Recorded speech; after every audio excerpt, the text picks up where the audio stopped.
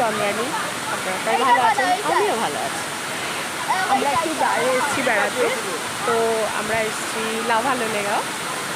তো এটা হচ্ছে সাঙ্গে ফলস।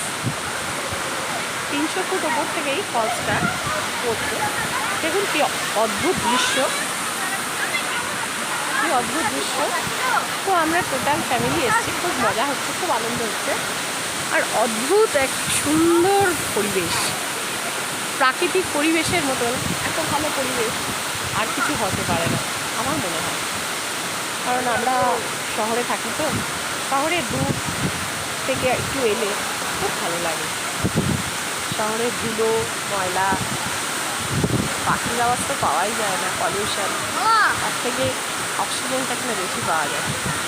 কি অপূর্ব লাগছে দেখুন আমাদের এখানে।